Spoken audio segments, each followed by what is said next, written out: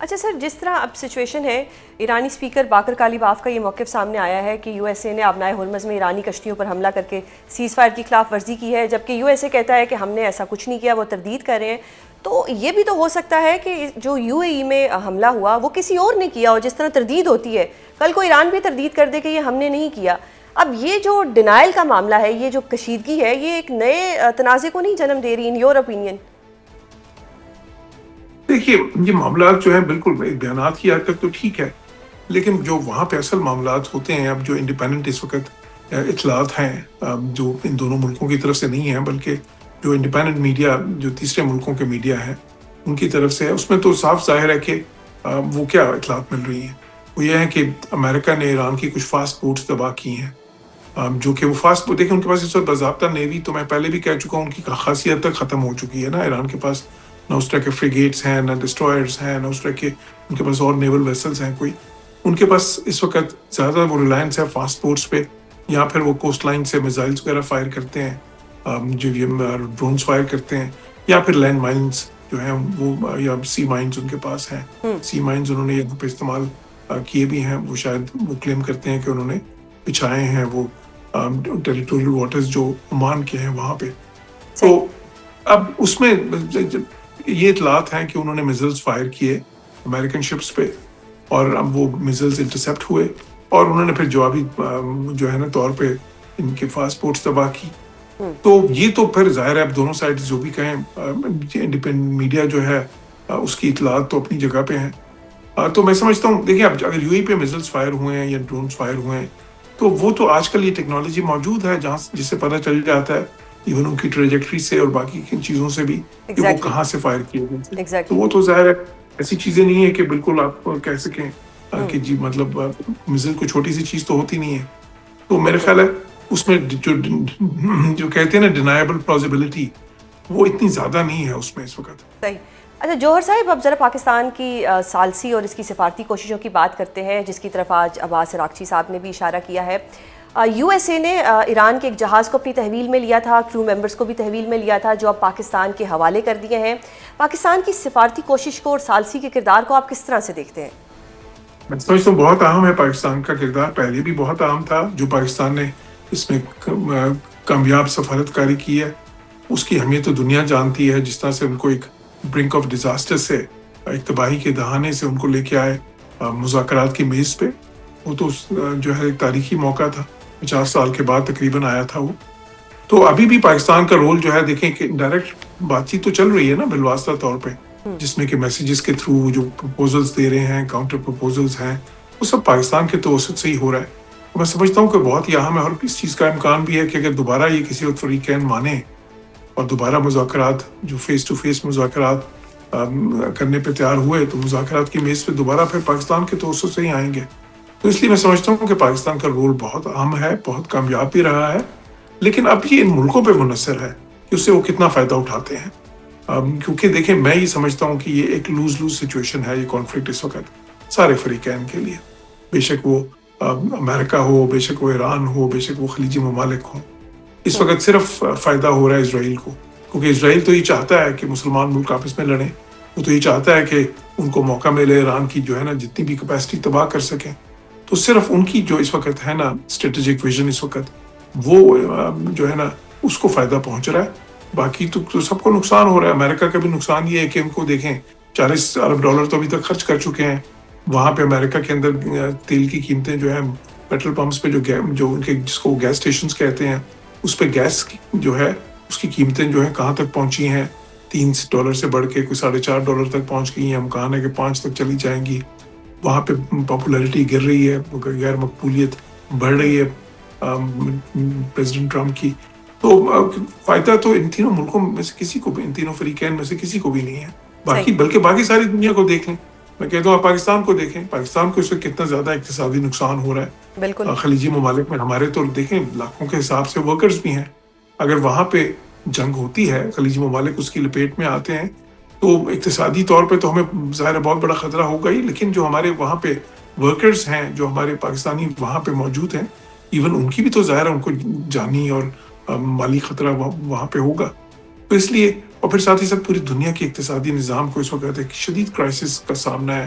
ایک energy crisis دنیا face کر رہی ہے, ایک فوڈ کرائسس ایمرج کر رہا ہے, کیونکہ وہاں سے صرف تیل اور گیس ہی تو نہیں آتے, وہاں سے دنیا کی 1/3 فرٹیلائزرز بھی آتی ہیں اسی اپنے ہرمز کے ذریعے. تو اس لیے میں سمجھتا ہوں کہ یہ تو ایک ایسی صورتحال ہے جس میں احساس کرنا چاہیے امریکہ کو بھی اور ایران کو بھی کہ جی یہ کسی کے حق میں نہیں ہے اس وقت, اور یہاں پہ کوئی کمپلیٹ وکٹری کسی کو بھی نہیں مل سکتی. وہ جو ہے نا یہ وکٹری صرف ایک ہی ہوگی اس میں, وہ یہ ہے کہ امن کی طرف جائیں اور ایک گیو اینڈ ٹیک کر کے ایک جو ہے نا ایک دیر پا امن کی طرف بڑھے, صرف اس میں وہ وکٹری ہوگی اس وقت. بالکل. جوہر صاحب, مارکہ حق کی فرسٹ اینیورسری ہے اور آج فیلڈ مارشل سید عاصم منیر نے پوری قوم کو مبارک دی ہے. پاکستان کی جو اسٹریٹجک پوزیشننگ ہے اس کو آپ کس طرح سے دیکھ رہے ہیں, اور پاکستان کی جو سفارت کاری ہے اس پر اس کا کتنا اثر پڑا ہے؟ دیکھیں پاکستان کا اس وقت ایک اسٹریٹجک اسینٹ ہوا ہے نا, جو یعنی کہ اسٹریٹجکلی پاکستان بہت ہی نمایاں ہوا ہے دنیا میں. اپنے خطے میں تو خیر ایک اپنے اسٹیبلائزر کے طور پہ ہم اپنے خطے میں نہیں, اس سے باہر بھی ہم دیکھے جا رہے ہیں, اسی طرح ایک نیٹ سیکیورٹی پرووائڈر کے طور پہ بھی دیکھے جا رہے ہیں. اور یہ اسی طرح پاکستان کی جو ڈپلومیٹک پرومیننس ہے اس میں بھی بہت ہی نمایاں اضافہ ہوا ہے. لیکن ساتھ ہی ساتھ میں یہ بھی کہوں گا کہ دیکھیں جب تک ہم ان گینز کو ٹرانسلیٹ نہیں کرتے into economic gains, into economic dividends, اور وہ کس طرح سے, وہ اس طرح سے دو طریقے سے. ایک تو زیادہ پارٹنرشپس بنائیں, جو اکنامک پارٹنرشپس ہیں وہ ہم جو ہے زیادہ ٹریڈ بڑھے ہماری, تاکہ ان ملکوں کے ساتھ کنیکٹیوٹی بڑھے اور زیادہ جو باقی شعبوں میں جو ہے تعلقات وہ مزید فروغ پائیں. اور دوسرا یہ کہ پاکستان کا جو برانڈ ہے, کیونکہ یہ بہت ہی ایک زبردست ونڈو آف اپرچونٹی ہے جس میں پاکستان کو ری برانڈ کرنا, کیونکہ دیکھیں پاکستان کو بہت عرصے سے امیج کی پرابلم رہی ہے دنیا میں. پاکستان کا جو ایک سافٹ امیج ہونا چاہیے ملکوں کا آج جو ضروری ہوتا ہے تاکہ ان کے وہ ٹریڈ, انویسٹمنٹ اور ٹورزم کے لیے جو ضروری ہوتا ہے آج کل, وہ پاکستان کا نہیں تھا بدقسمتی سے, کیونکہ وہ ایک ہمیں ہارڈ پاور کے طور پہ تو دیکھا جاتا تھا, لیکن ہماری وہ جو سافٹ پاور ہے, جو سافٹ برانڈ ہے وہ بالکل نہیں تھا. تو ابھی یہ جب ہم ری برانڈ پاکستان کو اب دیکھا جا رہا ہے, جب اس میں ایک پاکستان کو دیکھا جا رہا ہے ایز اے نیٹ اسٹیبلائزر, تو اس میں پھر جو ہے, اور پاکستان کو ایک ایسے ملک کے طور پہ نہیں دیکھا جا رہا کہ جو بالکل کرائسس کا شکار ہو. اس میں ہمارے لیے بہت ہی زبردست موقع ہے کہ پاکستان کو ری برانڈ کریں ایسے ملک کے طور پہ کہ جس میں لوگ انویسٹ کرنا چاہیں, جس میں لوگ ٹورزم کے لیے آنا چاہیں, جس میں لوگ تجارت کرنا. ہم نے دیکھا ہے کہ مارکہ حق کے بعد ہمارے ایک پڑوسی دشمن ملک نے ہمارے دوسرے پڑوسی ملک کو ایز اے پراکسی استعمال کیا. افغانستان کی میں بات کر رہی ہوں, جس طرح سے بھارت نے اس کو ایز اے پراکسی استعمال کیا. How challenging is this for Pakistani nation اور فار پاکستان؟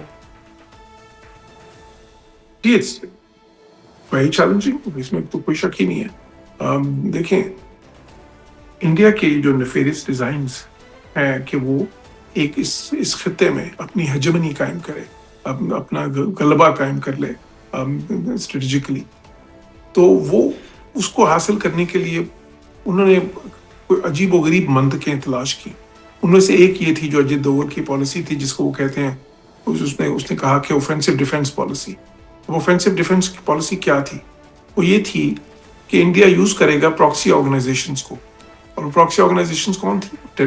وہ ٹیررسٹ آرگنائزیشنز, ان کو وہ پراکسیز کہتے تھے. ان کو استعمال کریں گے اور پاکستان کو کمزور کریں گے, ویکن کریں گے پاکستان کو. تو اس میں انہوں نے پھر افغانستان میں جتنی یہ دہشت گرد تنظیمیں ہیں ان کو بھی روپن کیا. اب وہ پالیسی جو ہے, یہ پالیسی ابھی کی نہیں ہے یہ, اور یہ پبلکلی وہ کہہ چکے ہیں اس میں بہت بار اجیت دوول کہ جی یہ ہماری پالیسی ہے, اس کو بلکہ وہ اوفینسو ڈیفینس ڈاکٹرین کا نام دیا گیا.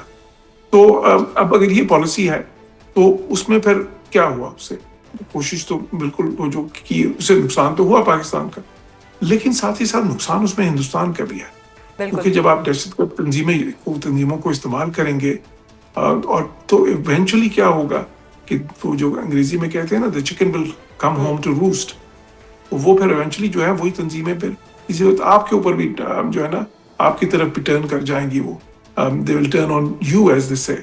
تو پھر وہ جو ہے یہ تو, اور پھر بعد میں جب اس طرح ہوتا ہے تو پھر وہ چیختے چلاتے ہیں, پھر کہتے ہیں کہ یہ پاکستان کروا رہا ہے, حالانکہ ان کی اپنی حرکتیں ہوتی ہیں وہ جو ہے نا جس کی وجہ سے وہ. But the best thing is کہ وہ ایکسپوز ہو جاتے ہیں.